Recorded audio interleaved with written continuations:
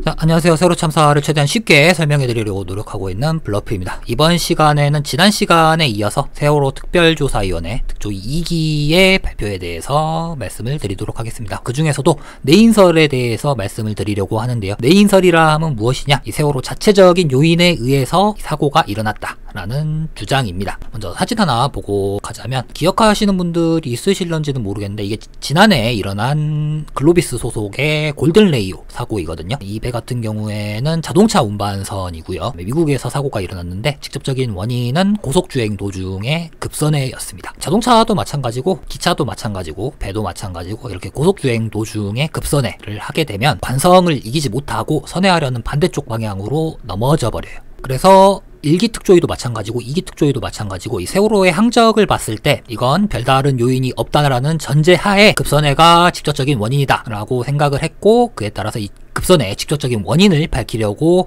노력을 했었는데요. 1차 특조위에서는 아무래도 시간도 부족하고 조사 자체도 제대로 이루어지지 않았기 때문에 승조원들의 조타 미스라고 단정을 지어버렸는데, 지난 시간에도 말씀드렸다시피 승조원들의 증언에 따르면 그런 적이 없었어요. 자동차 운전을 예시로 들면 고속도로 주행을 하다가 차선이 어느 정도 빗나간 걸 좀 맞추려고 살짝 틀은 정도? 그 정도의 조타가 있었을 뿐이었는데 이 선회가 멈추지 않았고 결국엔 사고가 일어나게 되었던 것인데요. 그래서 이 세월호 특별조사의 2차에서는 세월호 선체조사위원회에서 발견한 걸 토대로 새로운 가설을 내놓게 됩니다. 바로 그게 솔레노이드 밸브 고착설이에요.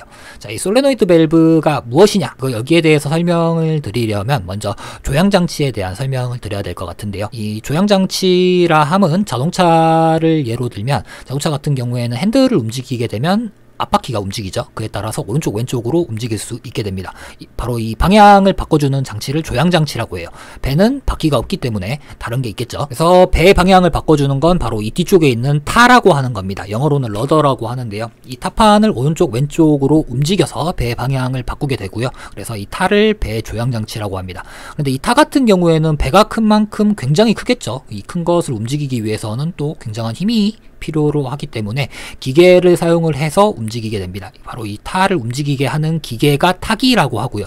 이 타기 같은 경우에는 일반적으로 유압, 기름의 압력을 통해서 움직입니다. 이 유압에 필요한 기름기를 열어주고 닫아주는 밸브를 솔레노이드 밸브라고 해요. 이 솔레노이드 밸브 하나에 문제가 생겨서 세월호에 급속한 선회가 일어났다라는 것이 내인설의 주요 골자입니다. 자, 이 타기에 대해서 조금 더 설명을 드리자면, 이 타기 같은 경우에는 일반적으로 2대 이상이 의무적으로 설치가 되어 있어요. 왜냐? 한 기가 고장나면 한 대를 써야 하니까요. 2대가 의무적으로 설치가 되어 있는데 한 개씩 쓸 수도 있지만 2대를 동시에 쓸 수도 있습니다. 한 대가 미는 것보다는 2대가 같이 동시에 미는 것이 훨씬 더 빠를 수 있기 때문인데요. 빨리 쓰는 경우가 어떤 경우이냐? 일반적으로는 입출항할 때는 자동차의 비유를 하자면 주차할 때라고 생각을 하시면 돼요. 주차할 때는 아무래도 핸들을 좀 많이 쓰죠. 이럴 때라든가 아니면 또 이제 배들이 많을 때, 급하게 피해야 될 때, 이럴 때는 빨리빨리 움직여주는 게 필요하겠죠. 그리고 세월호 사고 해역과 마찬가지로 조류가 센 곳 같은 경우에는 방향 잡기가 힘들기 때문에 일반적으로 2대를 씁니다. 이 2대를 쓸 때 이제 문제가 생긴 건데요. 사고 당시에 조타수는 3등 항해사의 명령을 받아서 약간의 조타를 실시를 했습니다. 배 브레인이라고 할 수 있는 브릿지에서 이 타각을 지시를 하게 되면 그 맞는 타의 각도를 만들기 위해서 타기들이 움직이게 되겠죠. 그리고 이 맞는 타각에 오게 되면 이 솔레노이드 밸브들이 닫힘으로써 미는 행위를 멈추게 됩니다. 이 두 개의 솔레노이드 밸브 중에 하나가 고착이 되어버린 거예요. 자, 고착이라 함은 이물질 같은 게 끼어가지고 닫혀야 될 밸브가 닫히지 못한 거예요. 즉, 여기까지만 밀고 그만둬야 되는데 계속 밀어버린 겁니다. 의도치 않게. 그래서 의도치 않게 오른쪽으로 계속 돌아가 버리면서 이걸 잡지 못해서 세월호가 급선회를 하게 된 거죠. 물론 이 발표를 처음 들었을 때 저는 말이 안 된다고 생각을 했어요. 왜 그러냐면 요즘 나온 배들, 비교적 신조선들에서는 이런 일이 일어날 수가 없기 때문입니다. 왜냐? 이런 일이 일어나게 되면 자동으로 고장난 솔레노이드 밸브에 해당하는 타기가 멈춰버려요. 셧다운이라고 하죠. 밸브에 문제가 생기면 자동으로 알람이 뜨기 때문에 그 알람이 뜨는 순간 자동으로 멈추게 돼서 이런 일이 안 일어납니다. 그런데 제가 하나 간과했던 사실은 세월호는 오래된 배였다는 사실. 오래된 배들은 이런 시스템이 없었다고 합니다. 그리고 예전에 이런 사고가 종종 일어나서 요즘 배들에는 이런 사고가 일어나지 않도록 자동으로 셧다운되는 장치가 설치가 되었다고 해요. 자, 그럼 이렇게 되는 경우에는 방법이 없느냐? 그렇지는 않아요. 그냥 그 알람이 일어난 타기를 꺼주면 됩니다. 그렇게 되면 조금 느리긴 하지만 어쨌든 간에 움직일 수는 있는 거니까요. 그런데 이때 불행하게도 브릿지에 있었던 3등 항해사가 초임 즉 경력 미숙이어서 이걸 대처할 만한 능력이 안 됐던 거예요. 물론 저희들은 사후 관점에서 판단을 하다 보니까 알람이 울렸으면 그거 끄면 되는 거지 이렇게 쉽게 말을 할 수 있지만 실제로 배 안에서는 굉장히 많은 알람들이 울립니다. 그리고 이 경력 미숙의 사망사가 자기가 원하는 대로 배가 방향이 전환이 안 됐을 때 과연 이런 판단을 할 수 있었을지 의문이에요. 사실은 그래서 선장이 재선을 하는 거거든요. 그런데 알려졌다시피 그때 당시 선장은 브릿지 없었고요.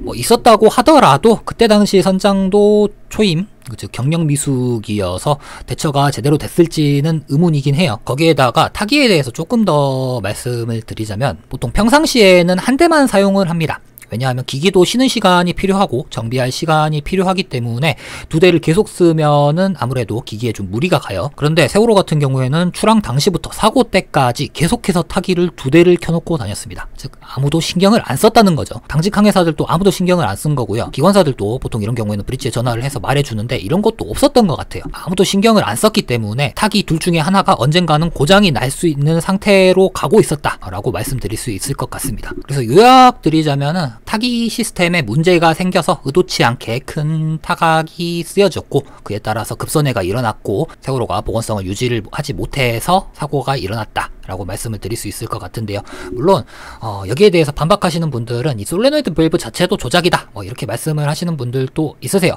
가장 간단한 것은 이 세월호의 VDR이라고 하는 비행기에 해당하면 블랙박스 같은 거거든요. 요즘은 자동차에도 블랙박스가 있죠. 어쨌든 이 블랙박스를 회수를 했더라면 이런 논란은 깔끔하게 정리가 될 수 있을 텐데 문제는 그때 당시 세월호는 VDR을 의무적으로 갖춰야 될 그런 의무가 없어요. 규정에 따르면 국제항해에 종사하는 3,000톤 이상의 여객선들은 VDR을 설치를 해야 된다라고 나와 있는데 문제는 세월호는 6,800톤급이었음에도 불구하고 국외를 항해하는 배가 아니라 내항을 항해하는 배였기 때문에 VDR을 설치할 의무가 없었습니다. 그래서 VDR이 없었어요.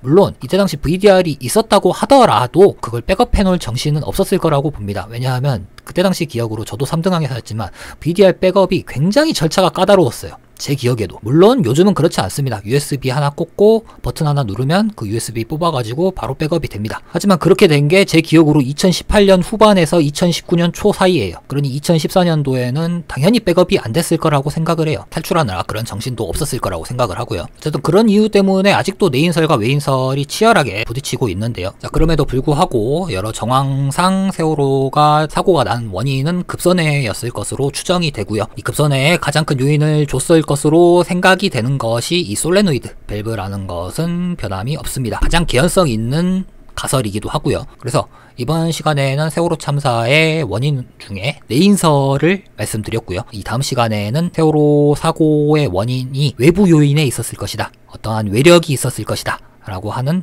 외인설에 대해서 말씀을 드리도록 하겠습니다. 구독과 좋아요 한 번씩 부탁드리고요. 저는 다음 시간에 돌아오도록 하겠습니다. 긴 시간 영상 시청해 주셔서 감사합니다.